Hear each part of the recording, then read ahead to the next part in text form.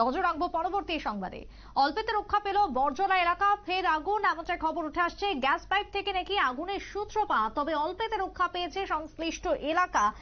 Gas pipe লাইনে আগুন, বরজলা কংগ্রেস ভবনের সামনে আগুন বলে খবর। পাশে বাড়িঘর যেহেতু নেই, তাই খুব একটা বড়সড় ক্ষয়ক্ষতি হয়নি, যদিও আতঙ্কিত হয়ে পড়েন এলাকার মানুষজন। তড়িঘড়ি খবর দেওয়া হয় দমকল কর্মীদের। দমকলের ইঞ্জিন ঘটনাস্থলে গিয়ে আগুন নিয়ন্ত্রণে আনে। কি বক্তব্য বরজলা থেকে উঠে এসেছে, শুনুন।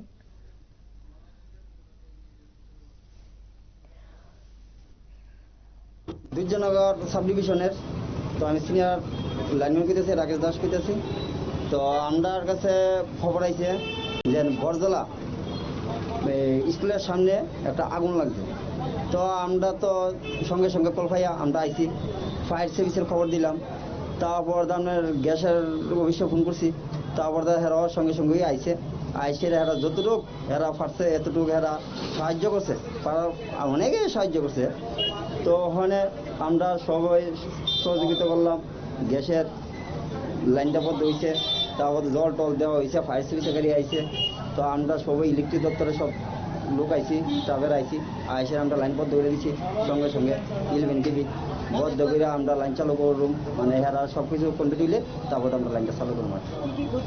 কী কী ক্ষতি হয়েছে বলতে মানুষের বাড়ির দিন সার্ভিস আছে, সার্ভিসে একটু ক্ষতি হয়েছে, টুকটুকটু ফুটছে, কেবল ফুটছে।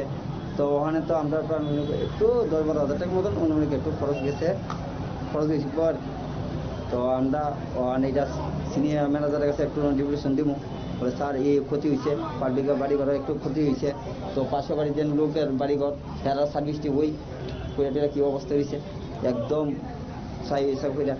তো ওখানে আমরা আপনারা শুনলেন সংশ্লিষ্টের বক্তব্য। আগুন লাগাকে কেন্দ্র করে সংশ্লিষ্টদের মধ্যে ব্যাপক চাঞ্চল্য লক্ষ্য করা যায়। গ্যাস লাইন থেকে আগুনের সূত্রপাত বলে প্রাথমিক ধারণা, তবে পরিস্থিতি নিয়ন্ত্রণে আনে দমকলের ইঞ্জিন। ছোট্ট বিরতির পর ফিরে আসছি, সঙ্গে থাকুন।